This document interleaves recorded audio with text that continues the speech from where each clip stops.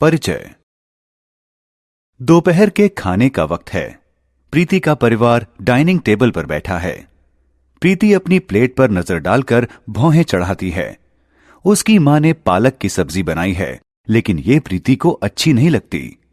प्रीति की मां उससे इसे खाने को कहती है क्योंकि यह उसके शरीर के लिए अच्छी है।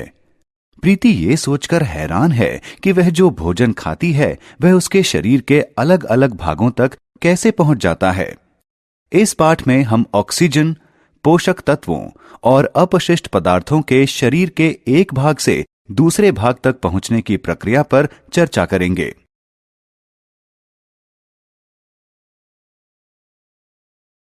उद्देश्य। इस पाठ के अंत में आप निम्न करने में सक्षम हो जाएंगे: रक्त के घटकों की सूची बनाना, रक्त वाहिकाओं के विभिन्न प्रकारों की व्याख्या करना, हृदय की बनावट की व्याख्या करना, हृदय के कामकाज के बारे में बताना, दिल की धड़कन और दिल की गति की व्याख्या करना, निष्पादन प्रणाली के कामकाज को समझना। रक्त। राहुल ने अपने स्कूल में 100 मीटर की दौड़ में हिस्सा लिया। दौड़ते समय वह गिर गया और उसे चोट लग गई। घाव से कुछ देर तक रक्त निकला और फिर जम गया। ये देखकर उसे उत्सुकता हुई। वह जानना चाहता है कि ऐसा कैसे हुआ। रक्त एक तरल पदार्थ है जो हमारे जिंदा रहने के लिए आवश्यक है। यह ऑक्सीजन तथा पोषक तत्वों को शरीर के अंगों तक पहुंचाता है। यह अपशिष्ट पदार्थों को शरीर के अंगों से बाहर निकालने के लिए भी अपने साथ ले जाता है। रक्त में रक्त कोशिकाएं होती हैं जो प्लाज्मा कहलाने वाले तरल में तैरती रहती हैं। प्लाज्मा का रंग पीला होता है और इसमें 90% पानी होता है। पानी के अतिरिक्त प्लाज्मा में हार्मोन, प्रोटीन, ग्लूकोज और कार्बन डाइऑक्साइड भी होते हैं।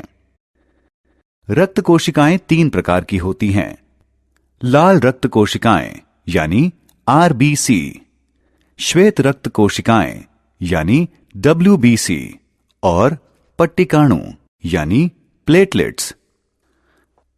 आरबीसी को एरिथ्रोसाइट्स भी कहते हैं। इनका आकार किसी तश्तरी जैसा होता है।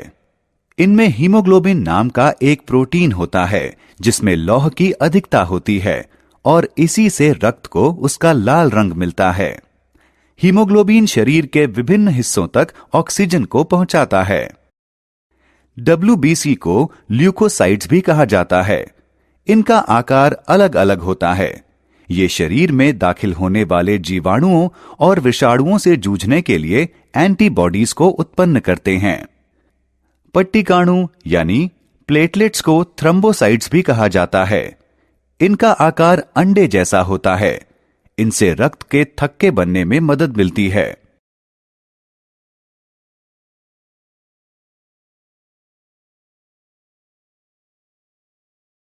रक्त वाहिनियां, धमनियां और शिराएं या नसें। एक बार जब रोहित बीमार हुआ तो डॉक्टर ने उसके रक्त की जांच कराने को कहा। जिस टेक्नीशियन को उसके रक्त का नमूना लेना था उसने पहले एक खास तरह की रक्त वाहिनी को ढूंढा ताकि उसमें सुई लगाकर रक्त ले सकें। तो क्या रक्त वाहिनियां भी अलग अलग प्रकार की होती हैं?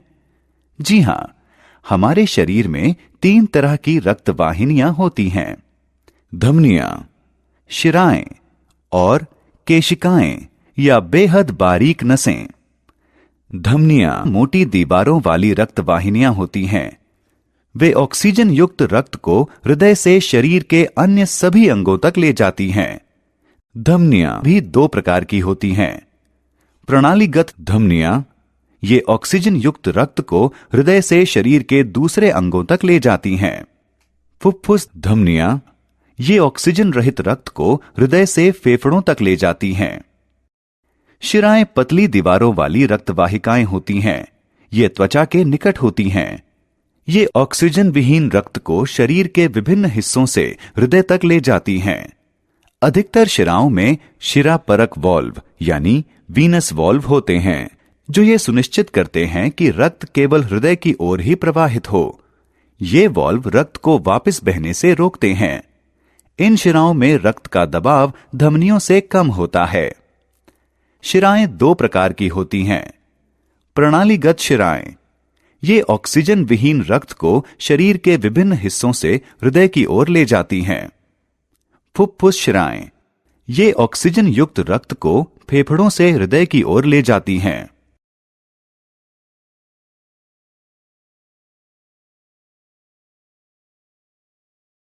रक्तवाहिनियां, केशिकाएं या बेहद बारीक नसें।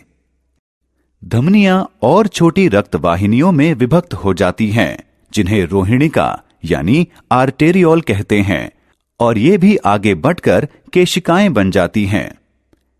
केशिकाएं रक्त की बेहद पतली वाहिनियां होती हैं जो ऊतकों में मौजूद होती हैं। ये ऑक्सीजन युक्त रक्त को धमनियों से ऊतकों तक ले जाती हैं। आरबीसी में मौजूद ऑक्सीजन और ऊतकों वाले अपशिष्ट पदार्थ का विनिमय केशिकीय दीवारों यानी कैपिलरी वॉल्स के जरिए होता रहता है। ऑक्सीजन विहीन रक्त को ले जाने वाली ये केशिकाएं आपस में जुड़कर वेन्यूल बन जाती हैं और फिर ये भी आपस में जुड़कर शिराएं बन जाती हैं। ये शिराएं फिर ऑक्सीजन विहीन रक्त को हृदय तक ले जाती हैं।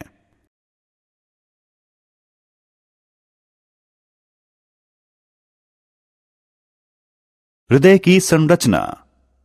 हृदय मांसपेशियों से बना एक अंग है जो सीने में बाईं ओर स्थित होता है।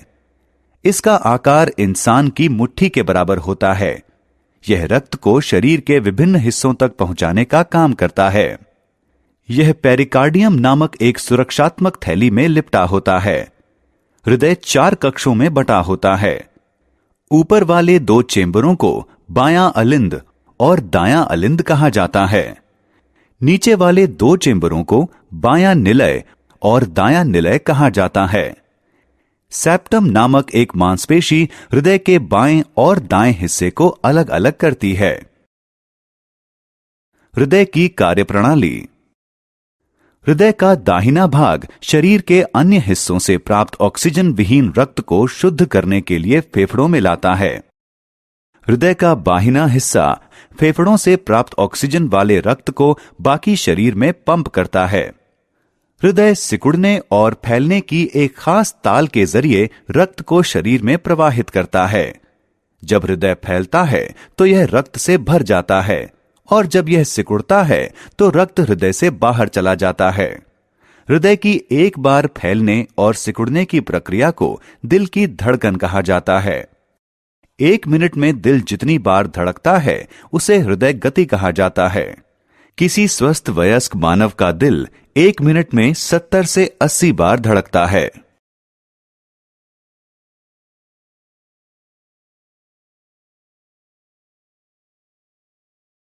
मनुष्यों में निष्पादन प्रणाली। विनीता जॉगिंग करने के बाद घर लौटती है। वह पसीने में तरबतर है। उसकी मां उसे नहाने को कहती है। क्यों? दरअसल पसीना एक ऐसा अपशिष्ट पदार्थ है जिसे शरीर से दूर किया जाना चाहिए। आपने अभी जाना कि रक्त शरीर के अलग अलग हिस्सों से अपशिष्ट पदार्थों को इकट्ठा करता है। ये पदार्थ हैं कार्बन डाइऑक्साइड, पानी, नमक, यूरिया और यूरिक एसिड। ये शरीर की पाचन संबंधी गतिविधियों का परिणाम होता है। क्योंकि ये पदार्थ विषैले होते हैं, इसलिए इन्हें शरीर से बाहर निकाला जाना जरूरी है। पाचन प्रक्रिया के कारण उत्पन्न होने वाले अपशिष्ट पदार्थों को बाहर निकालने के काम को निष्पादन कहा जाता है। निष्पादन की प्रक्रिया फेफड़ों, त्वचा, जिगर और गुर्दों के जरिए होती है।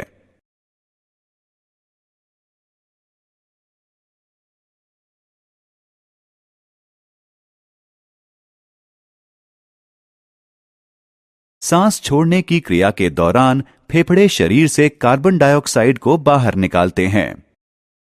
त्वचा पसीने के रूप में अतिरिक्त पानी, नमक, यूरिया और यूरिक एसिड को शरीर से बाहर निकालती है। जिगर रसायनों को रक्त से अलग करता है।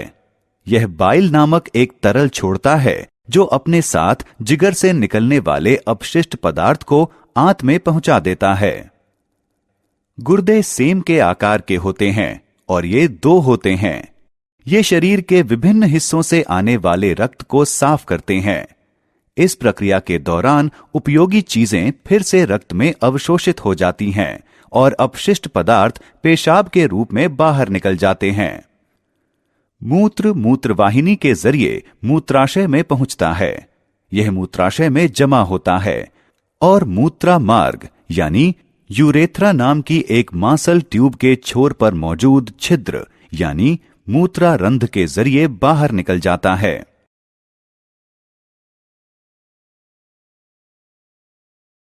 सारांश। आइए हमने जो कुछ सीखा है उसे संक्षेप में दोहराएं। रक्त में रक्त कोशिकाएं होती हैं जो प्लाज्मा नामक एक तरल में तैरती रहती हैं। रक्त कोशिकाएं तीन प्रकार की होती हैं। लाल रक्त कोशिकाएं यानी आरबीसी, श्वेत रक्त कोशिकाएं यानी डब्ल्यूबीसी और पट्टिकाणु। हमारे शरीर में तीन तरह की रक्तवाहिकाएं होती हैं, धमनियां, शिराएं और केशिकाएं या बेहद बारीक नसें। धमनियां ऑक्सीजन युक्त रक्त को हृदय से शरीर के अन्य भागों तक पहुंचाती हैं। शिराएं ऑक्सीजन विहीन रक्त को शरीर के विभिन्न हिस्सों से हृदय तक पहुंचाती हैं। हृदय मांसपेशियों से बना एक अंग है जो रक्त को शरीर के विभिन्न हिस्सों तक पहुंचाता है। हृदय की एक बार फैलने और सिकुड़ने की प्रक्रिया को दिल की धड़कन कहा जाता है। जब हृदय फैलता है तो वह रक्त से भर जाता है और जब हृदय सिकुड़ता है तो यह रक्त बाहर निकल जाता है। निष्पादन की प्रक्रिया फेफड़ों, त्वचा, जिगर और गुर्दों के जरिए होती है। गुर्दे रक्त को छानते हैं और अपशिष्ट पदार्थ को मूत्र के रूप में अलग कर देते हैं।